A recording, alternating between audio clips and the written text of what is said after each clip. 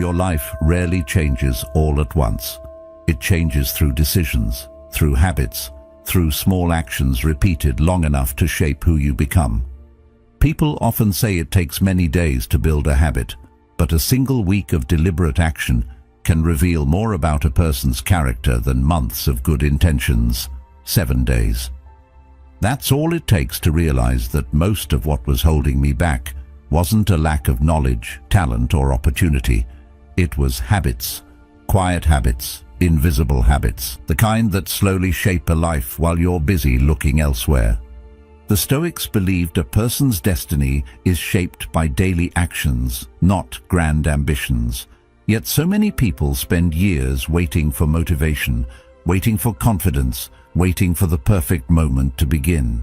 Meanwhile, their days are consumed by distractions, excuses, and routines that quietly lead them nowhere.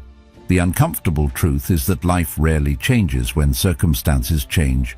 Life changes when behavior changes, and once behavior changes, everything else begins to follow.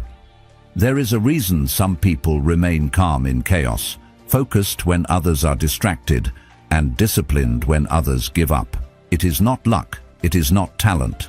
It is the result of small choices repeated long enough to become part of who they are. That realization changed the way I understood growth, discipline, and even myself. Because the quality of a life is rarely determined by a single decision, it is determined by the habits that quietly shape every day that follows. Small habits matter far more than they appear to. Every time a promise is broken, the mind notices. Every time an excuse replaces action, the mind notices that too. These moments may seem insignificant, but they accumulate. They shape self-perception in ways that often go unnoticed. Over time, a person begins forming conclusions about themselves based on repeated behavior, not based on intentions, not based on goals, based on evidence. The same principle works in the opposite direction. Every completed habit becomes a piece of evidence. Every act of follow-through sends a message. It says that your word means something. It says that your actions can be trusted. This kind of trust cannot be purchased, borrowed, or faked. It is built gradually, one decision at a time, one ordinary day at a time. Eventually, something remarkable begins to happen. Discipline stops feeling like punishment. It starts feeling like self-respect. The habit itself may remain small, but the identity being built around it becomes stronger. And once a person begins believing their own word, the foundation for every future change is already in place. That question carries more power than it initially seems. Most people assume that discipline exists to produce results. They believe the purpose of consistency is to achieve a desired outcome somewhere in the future. While outcomes certainly matter, something far more important happens long before any visible reward arrives. Discipline begins shaping identity. Every action becomes evidence. Every repeated behavior becomes a vote for the kind of person you are becoming. The mind is constantly observing these patterns, even when conscious attention is elsewhere. It notices who shows up and who makes excuses. It notices who follows through and who delays. Over time, these observations become beliefs. Eventually, those beliefs become part of a person's self-image. This is why lasting change is never simply about achieving goals. It is about becoming someone capable of achieving them consistently. The challenge is that modern culture often teaches the opposite lesson. People are encouraged to focus on dramatic transformations. Overnight success stories receive attention. Extraordinary achievements receive praise. Massive breakthroughs dominate conversations. Yet the reality of growth is usually much quieter. Most meaningful progress happens through ordinary actions repeated over long periods of time. The day itself often feels uneventful. There are no celebrations, no applause, no visible signs that anything significant is happening. But beneath the surface, important changes are taking place. Character is being shaped. Habits are becoming stronger. Patterns are being established. The future is being influenced by choices that seem almost insignificant in the moment. This is why many people abandon progress too early. They expect transformation to feel dramatic when it often feels remarkably ordinary. The Stoics understood this reality deeply. They rarely spoke about greatness as something that suddenly appeared. Instead, they viewed character as something constructed through repeated action. Virtue was not inherited. Wisdom was not inherited. Courage was not inherited. These qualities were developed through practice, day after day, decision after decision. They recognized that every situation presented an opportunity to strengthen or weaken the qualities a person wished to cultivate. Small moments mattered because small moments eventually became a life. As Aristotle observed, we are what we repeatedly do. Excellence, then, is not an act but a habit. A person did not become resilient during a crisis. They became resilient through countless smaller moments that prepared them for the crisis when it eventually arrived. The same principle applies to every area of growth. The ability to remain focused, disciplined, patient, or composed is rarely created in a single moment. It is built gradually through repetition. This perspective changes the way setbacks are viewed as well. When identity becomes the focus, rather than immediate results, temporary failures lose much of their power. A missed day no longer feels like proof of inadequacy. It becomes a reminder to return to the process. There is an important difference between failing at a task and becoming a failure as a person. Yet many people confuse the two. They allow one mistake to define their entire perception of themselves. They interpret a setback as evidence that they are incapable of change. But growth does not require perfection. It requires persistence. The person who continues after a mistake often develops more strength than the person who never encountered difficulty at all. Progress is not measured by flawless execution. It is measured by the willingness to continue despite imperfection. This is where small actions reveal their true value. They create opportunities to practice consistency without becoming overwhelmed by complexity. A single habit may seem insignificant on its own, but it teaches lessons that extend far beyond the habit itself. It teaches patience. It teaches reliability. It teaches self-respect. Most importantly, it teaches the mind that effort can be trusted. Once that lesson is learned, new possibilities begin to emerge naturally. The need for constant motivation starts fading because motivation is no longer carrying the entire burden. Systems begin carrying part of that weight. Routines begin carrying part of that weight. Identity begins carrying part of that weight. What once felt difficult starts feeling normal. What once required willpower starts becoming automatic. As these patterns strengthen, the relationship with the future changes as well. Anxiety begins losing some of its influence because attention is no longer trapped in distant outcomes. Focus returns to daily actions.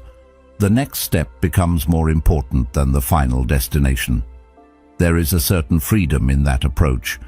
Life feels less like a race toward an uncertain finish line and more like a series of meaningful choices made in the present moment.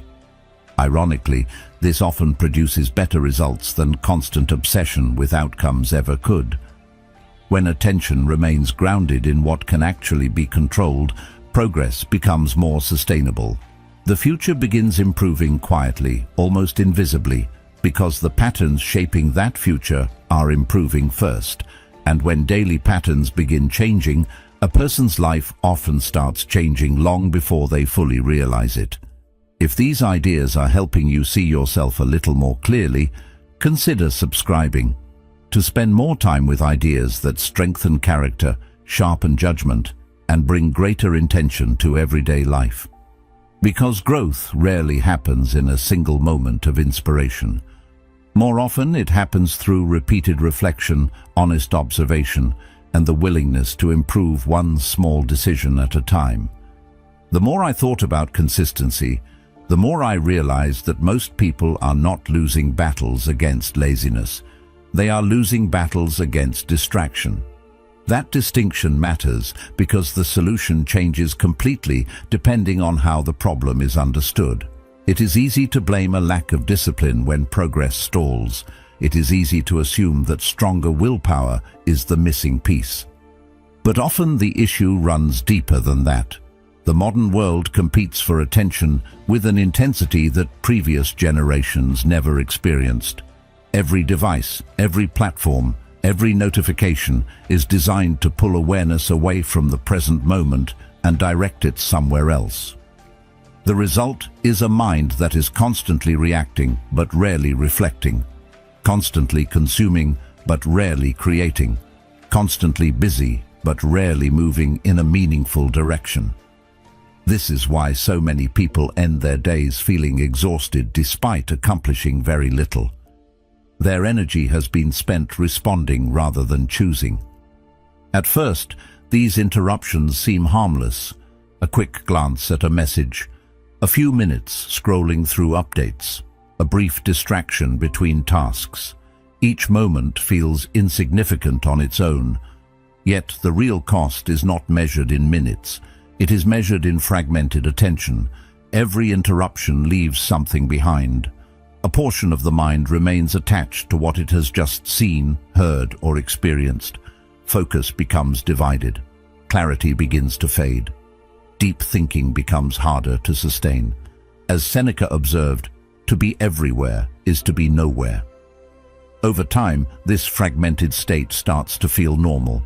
Many people become so accustomed to distraction that stillness feels uncomfortable. Silence feels unfamiliar. Undivided attention feels almost unnatural. The mind begins seeking stimulation automatically, even when that stimulation no longer serves any meaningful purpose. The Stoics understood something that remains profoundly relevant today. A person who cannot govern their attention will eventually struggle to govern their life. Thoughts influence actions, actions influence habits, habits influence outcomes. If attention is constantly directed by external forces, then choices gradually become shaped by those same forces. This is why mental independence requires more than intelligence. It requires awareness. It requires the ability to pause before reacting, to observe before responding, to decide consciously where energy will be invested. Without that ability, life can become a series of automatic reactions to whatever happens to appear in front of us. Days begin filling themselves. Weeks begin passing unnoticed. Progress becomes difficult to identify because intention has been replaced by impulse. The consequences are often subtle at first. Goals remain important in theory, but less important in practice. Time is still available, yet it somehow disappears. Plans are still being made, yet they rarely move forward. Many people assume they need more hours in the day, when what they truly need is greater ownership of the hours they already have. This realization can be uncomfortable because it shifts responsibility inward. It removes the excuse that circumstances are entirely to blame.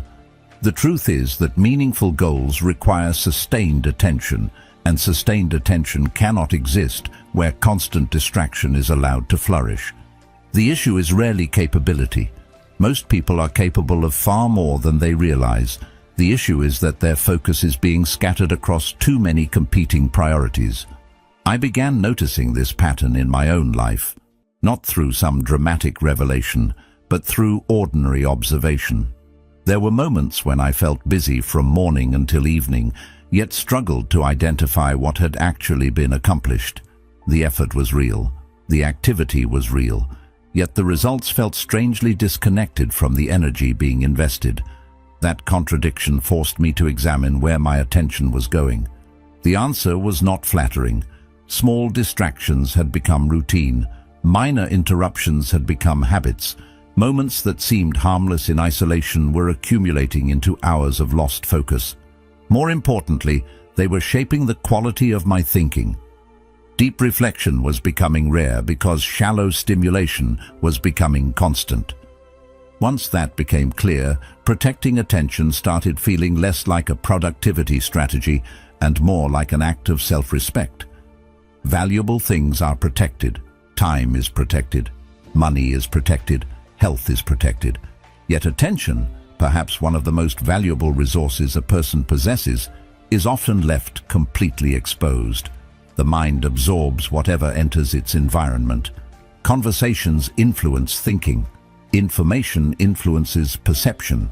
Repeated exposure influences belief. Whether these influences are helpful or harmful, they leave an imprint. Recognizing this creates a different relationship with daily choices. Suddenly, every source of attention becomes worthy of examination. Not every piece of information deserves access to the mind. Not every distraction deserves a response. Not every opinion deserves consideration. The process of reclaiming focus was not dramatic. It began with small adjustments, fewer unnecessary interruptions, more deliberate periods of concentration, more awareness of where mental energy was being directed.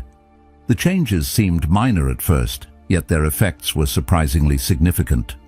Thoughts became clearer, decisions became easier. Tasks that once felt overwhelming became manageable simply because they were receiving undivided attention.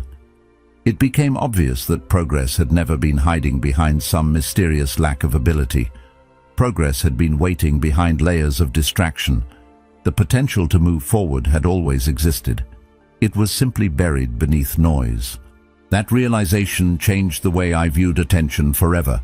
Focus is often described as a tool for productivity, but its influence extends far beyond work or achievement. It shapes perception itself. Whatever consistently occupies the mind begins influencing emotions, decisions, priorities, and behavior. In many ways, attention becomes the architect of experience. A scattered mind creates a scattered life. A directed mind creates direction. This is why protecting focus matters so deeply. Not because it guarantees success, but because it creates the conditions where meaningful progress can finally take root. And once those conditions exist, the path forward becomes far easier to recognize. As attention becomes less scattered, another truth begins to reveal itself. The obstacles that once seemed massive and unavoidable often look very different when examined closely.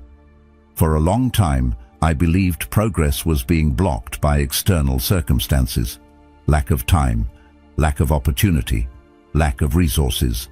It felt reasonable to think that way because external problems are easy to identify. They are visible. They have names. They provide convenient explanations for why things are not moving forward. Yet the more honestly I observed my own behavior, the more I realized that many of the barriers standing in front of me were not outside my control at all. They existed within my own thinking. They appeared in moments of hesitation, in moments of doubt, in moments when fear quietly disguised itself as caution and convinced me to stay exactly where I was. This realization was not particularly comfortable. Most people would rather believe that circumstances are responsible for their lack of progress because circumstances feel easier to blame. When the obstacle exists outside of you, responsibility can be postponed. Change can be delayed. Action can wait for better conditions.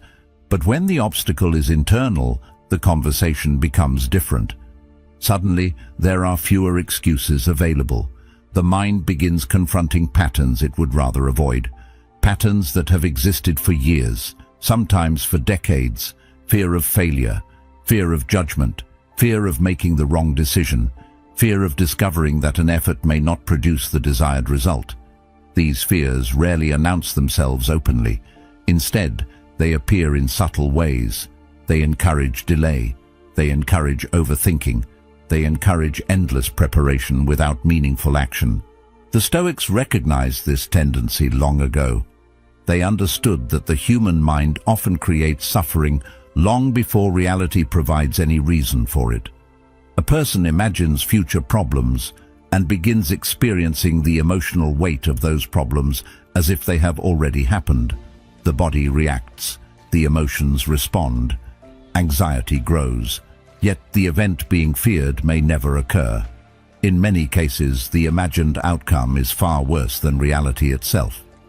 This creates a strange situation where a person becomes trapped by possibilities rather than facts.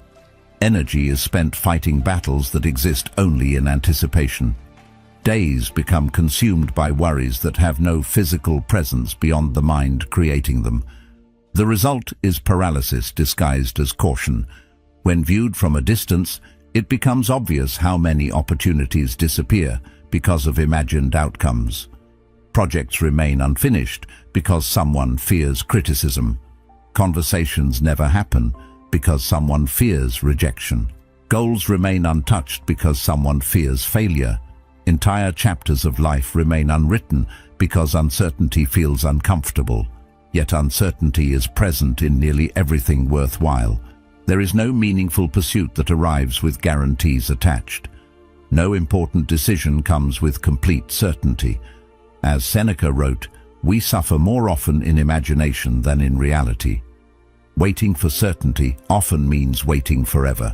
The future remains unknown regardless of how much thought is devoted to predicting it.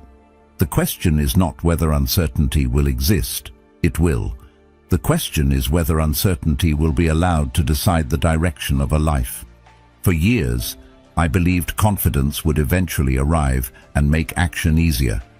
I treated confidence as a prerequisite, something that needed to be obtained before difficult steps could be taken. The logic seemed sensible at the time. Build confidence first, then take action. Feel ready first, then move forward. Yet experience repeatedly proved the opposite. Confidence rarely appears before action. It emerges because of action. The first step feels uncomfortable. The second step feels slightly easier. The third step feels more familiar. Eventually, the thing that once felt intimidating becomes normal. Not because fear disappeared, but because repeated exposure reduced its influence. Action teaches lessons that thought alone cannot provide. This is why courage is often misunderstood. Many people assume courage means operating without fear. They imagine courageous individuals possess some special ability that removes uncertainty from difficult situations. The reality is far less dramatic and far more practical. Courage is simply the decision to move despite uncertainty. Fear may still be present. Doubt may still exist. Questions may remain unanswered. Yet action happens anyway. Every time this occurs, the mind learns something valuable. It learns that discomfort can be survived. It learns that uncertainty is manageable. It learns that growth frequently exists on the other side of hesitation. The interesting thing about these lessons is that they rarely arrive all at once. They accumulate gradually. One decision leads to another. One small act of courage creates evidence that future acts of courage are possible. Over time, the relationship with fear begins changing. Instead of viewing fear as a stop sign, it becomes information, a signal that something meaningful may exist beyond the current comfort zone. This shift changes behavior in subtle but powerful ways. Energy that was once spent avoiding discomfort becomes available for progress. Attention that was once consumed by imagined problems becomes available for real solutions. As this pattern continues, another realization begins to emerge. The strongest people are not necessarily those who experience the least fear. They are often the people who have developed the habit of acting despite it. They understand that readiness is rarely a feeling. It is a decision. They stop waiting for perfect conditions because they recognize that perfect conditions rarely arrive. Instead, they work with what is available. They take the next step they can see, then the next, then the next. Through this process, confidence grows naturally because it is being built on evidence rather than hope. That evidence becomes difficult to ignore. Every challenge faced directly becomes proof of capability. Every obstacle navigated becomes proof of adaptability. Every uncertain situation survived becomes proof that the mind is stronger than it first believed.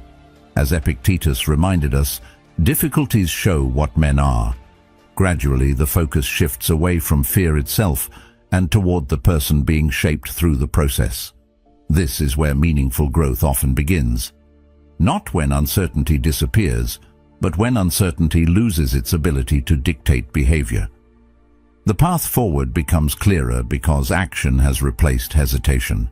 And once movement begins, possibilities that once seemed distant start feeling remarkably close. As these changes continued to unfold, I began noticing something that I had overlooked for years. My energy was different, not dramatically different overnight, but noticeably different in a way that affected almost every part of my day. Tasks that once felt heavier seemed easier to approach. Decisions that used to require constant effort felt less draining. Even moments of frustration seemed easier to manage. At first, I assumed this change was coming from better habits or improved focus alone, but the deeper I looked, the clearer the real reason became. I had finally stopped treating my body as something separate from my goals. For a long time, I viewed physical well-being as a secondary concern, something to address later, after work was finished, after responsibilities were handled, after more important priorities were taken care of. Yet that way of thinking quietly created problems I did not fully understand at the time. I was expecting strong performance from a system that was receiving very little support. This is a mistake many people make without realizing it. They pursue productivity while neglecting recovery. They chase discipline while ignoring exhaustion. They expect mental clarity while surviving on inadequate sleep, poor nutrition, and constant stress. Then they become frustrated when motivation disappears or focus becomes difficult to maintain. The problem is rarely a lack of desire. Most people genuinely want to improve. The problem is that they are attempting to build a stronger future while weakening the foundation that supports it. There is only so much a person can accomplish when operating from a place of constant depletion. The mind may have ambitions, but the body ultimately provides the energy required to pursue them. When that energy becomes compromised, everything else becomes more difficult than it needs to be. The interesting thing is that physical neglect often happens gradually. Few people intentionally decide to damage their well-being. Instead, they make small compromises. A little less sleep, a little more stress, a little less movement, a little less recovery. Each decision appears harmless in isolation. Life becomes busy. Responsibilities increase. Priorities shift. The body adapts remarkably well for a while, which makes the problem even harder to notice. Yet eventually, the effects begin appearing. Energy becomes inconsistent. Focus becomes weaker. Patience becomes harder to maintain. Small challenges feel larger than they actually are. The person may assume they need more discipline when in reality, they may simply need more rest. The Stoics approached this differently. While they did not obsess over physical appearance, they understood the value of physical resilience. They recognized that a strong body could support a strong mind. Not because strength itself was the ultimate goal, but because endurance mattered. Stability mattered. The ability to remain effective under pressure mattered. Physical training was often viewed as preparation for life's inevitable difficulties. It taught persistence. It taught discomfort tolerance. It taught the ability to continue moving forward even when conditions were not ideal. These lessons extended far beyond exercise. They became part of a person's character, part of the way challenges were approached and handled. As I reflected on this perspective, I began noticing how closely physical energy and mental performance were connected. On days when I slept well, everything seemed clearer. Decisions required less effort. Focus lasted longer. Emotional reactions became easier to manage. On days when rest was neglected, the opposite often occurred. Minor frustrations felt larger. Concentration became inconsistent. Motivation seemed unreliable. The circumstances of life had not changed. The responsibilities remained the same. Yet my ability to respond to those circumstances changed significantly. That realization was impossible to ignore. The quality of my energy was influencing the quality of my decisions, and the quality of my decisions was influencing the direction of my life. This is why energy creates opportunity in ways that are often underestimated. When a person feels physically strong, challenges appear more manageable. Tasks feel less intimidating. Obstacles seem less permanent. There is greater willingness to take action because the body possesses the resources required to support that action. This does not eliminate difficulty. Problems still exist. Responsibilities still demand attention. But the capacity to handle those demands improves. A stronger foundation creates greater resilience, and resilience allows progress to continue even when circumstances become uncomfortable.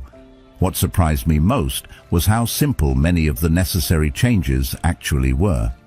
More consistent sleep, more movement throughout the day, better hydration, greater awareness of recovery.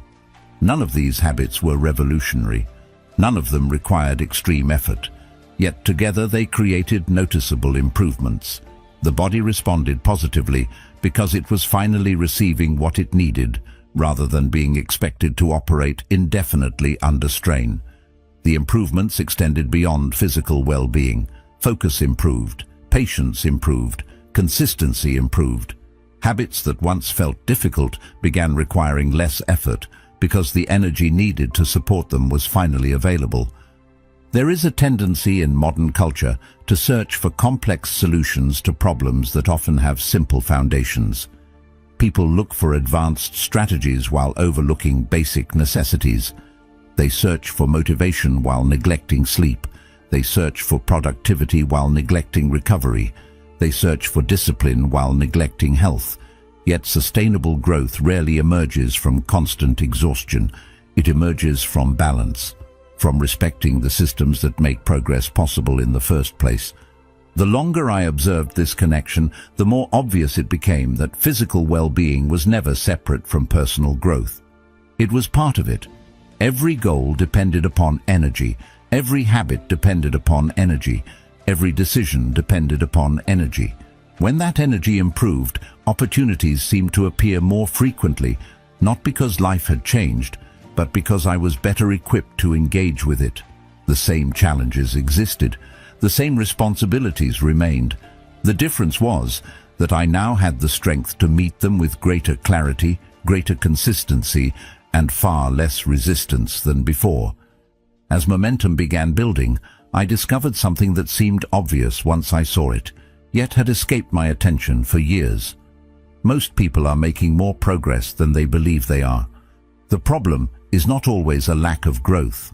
The problem is a lack of recognition. There is a tendency to become so focused on the destination that every step along the way feels insignificant. The mind keeps shifting its attention toward what remains unfinished. Goals become moving targets. Standards become increasingly difficult to satisfy. No matter how much progress is made, attention quickly moves to the next problem, the next challenge, the next gap between where life is and where life could be. At first, this approach appears productive. It creates pressure to improve. It creates urgency. Yet it also creates a strange blindness. A person can be moving forward consistently while feeling as though nothing is changing at all. This pattern is more common than most people realize. Someone develops healthier habits but focuses only on the weight they have not yet lost. Someone becomes more disciplined but notices only the moments they fall short. Someone improves their focus but remains frustrated by occasional distractions. The mind becomes trained to search for deficiencies instead of evidence of growth.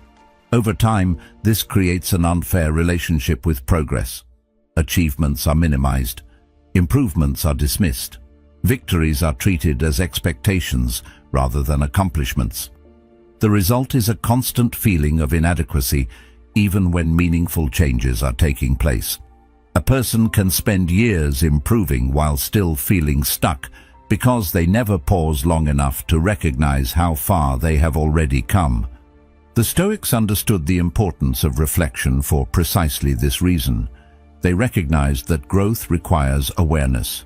Without awareness, progress remains invisible. Without reflection, lessons remain incomplete. Many of them practiced a simple routine at the end of the day. They reviewed their actions honestly. They examined their choices. They considered where they had succeeded and where they could improve. Importantly, this was not done as a form of self-punishment. It was not an exercise in criticism. It was an exercise in learning. The purpose was not to condemn mistakes, but to understand them. The purpose was not to chase perfection, but to cultivate wisdom. By observing their own behavior consistently, they developed a clearer understanding of themselves. This idea began changing the way I measured my own progress. Instead of focusing exclusively on distant outcomes, I started paying attention to daily actions. The shift was subtle, but it transformed the entire experience of growth. Rather than asking whether I had reached a major goal, I began asking whether I had improved in some small way. Did I keep a promise I made to myself? Did I remain focused when distraction appeared? Did I respond calmly to a difficult situation? Did I choose discipline over comfort when given the opportunity? The answers were often simple. Sometimes they seemed almost insignificant. Yet those small moments carried more meaning than I initially realized because they represented evidence that change was happening, evidence that effort was producing results. The more I paid attention to these small victories, the more I noticed how easily they had been overlooked in the past. Human beings often reserve celebration for dramatic achievements, promotions, milestones, major breakthroughs. These moments deserve recognition, but they are relatively rare.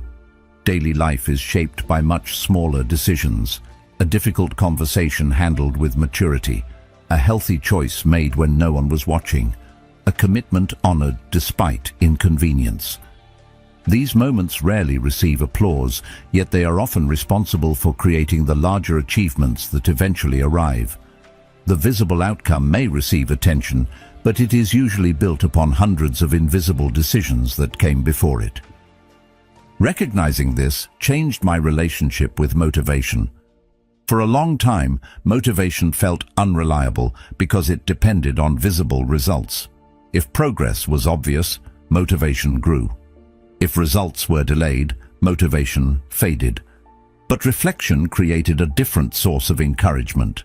It revealed evidence that change was happening even when external outcomes had not yet caught up. As Marcus Aurelius wrote, "Waste no more time arguing what a good man should be one." That perspective made consistency easier to maintain because progress no longer depended entirely on future rewards. Progress could be found in the present moment, in behavior, in the growing ability to act according to values rather than impulses. And that realization created a sense of stability that motivation alone could never provide. There is also something powerful about ending a day with evidence rather than assumptions. Many people go to sleep carrying vague feelings of disappointment. They remember what they failed to accomplish. They remember mistakes. They remember unfinished tasks. Yet memory has a tendency to distort reality when left unchecked. Reflection provides balance. It creates an opportunity to acknowledge effort honestly, not to exaggerate accomplishments, not to ignore shortcomings, simply to see the day clearly. When viewed through that lens, progress becomes easier to recognize. A difficult day may still contain valuable lessons. A challenging week may still contain meaningful growth. Improvement becomes visible because attention is finally directed toward it. Over time, these observations begin accumulating. Individual victories may seem small, but their effects compound. A person who consistently recognizes progress develops a healthier relationship with growth itself. They become less dependent on external validation because they can see their own development. They become less discouraged by temporary setbacks because they possess evidence of their ability to continue moving forward. Most importantly, they begin building something deeper than motivation. Motivation fluctuates. Enthusiasm comes and goes. External circumstances change. Self-respect operates differently. It grows through repeated acts of integrity, through repeated demonstrations that actions align with intentions. through repeated proof that commitments matter.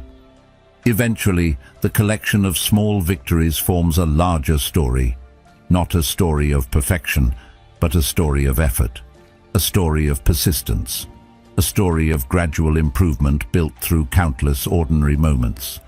The person looking back can see more than isolated successes. They can see a pattern. They can see growth unfolding across days, weeks, and months.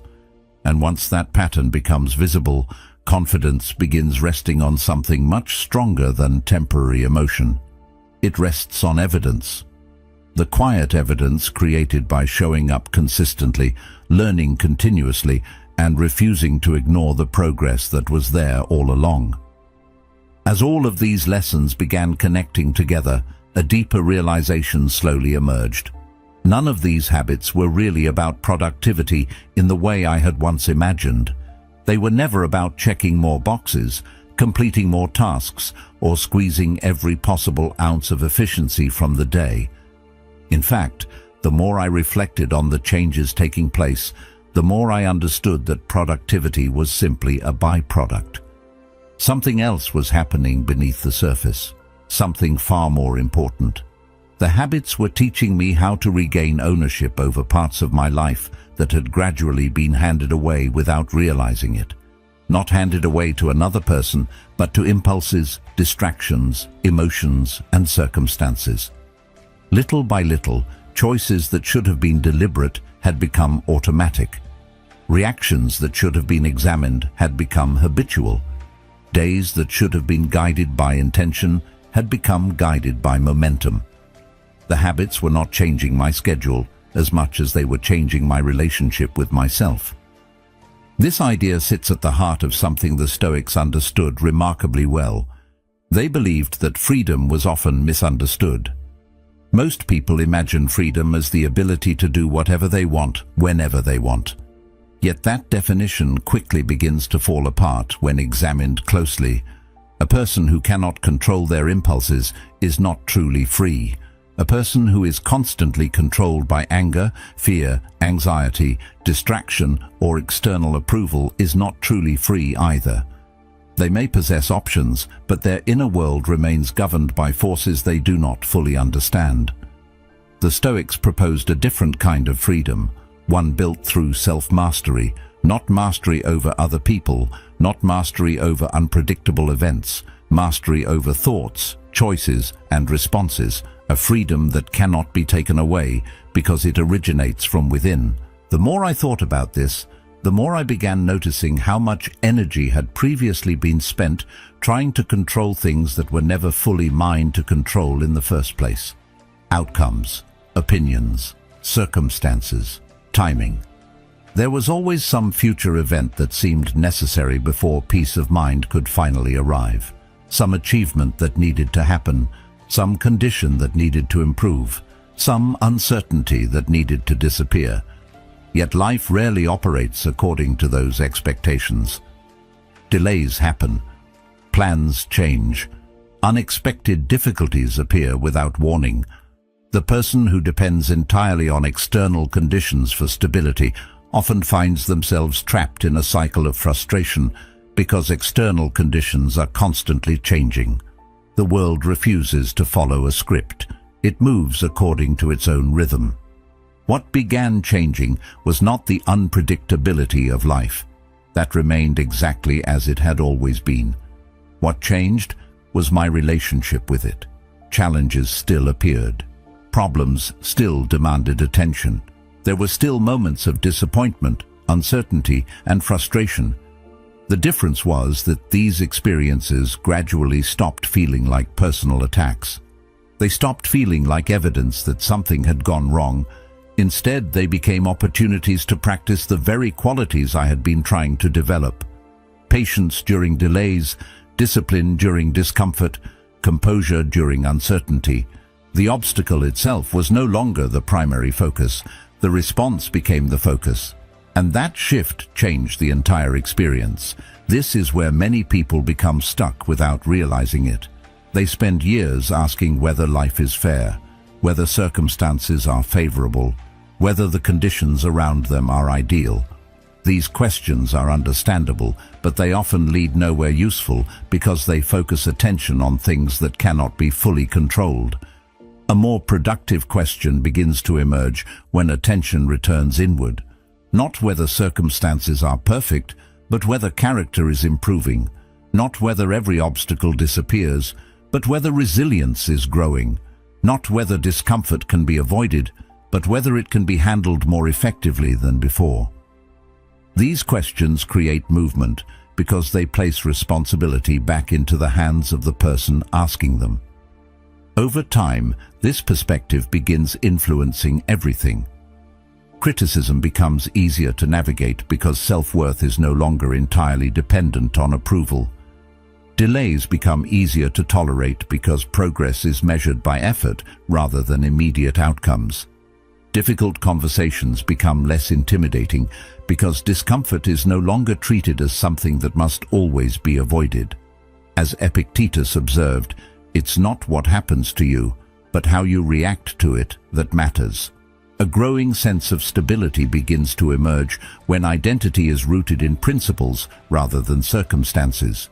The external world continues to change, but the internal foundation becomes stronger. This does not eliminate emotional reactions. It does not create some unrealistic state of permanent calm. It simply creates more space between events and responses, more room to choose rather than react automatically. What surprised me most was how ordinary this process actually felt. There was no dramatic transformation, no single moment where everything suddenly made sense. Instead, the changes accumulated gradually through daily choices, small acts of discipline, small moments of awareness, small opportunities to respond differently than before. None of them seemed significant in isolation, yet together they created a noticeable shift in perspective. Life stopped feeling like something that was happening to me and started feeling like something I was actively participating in.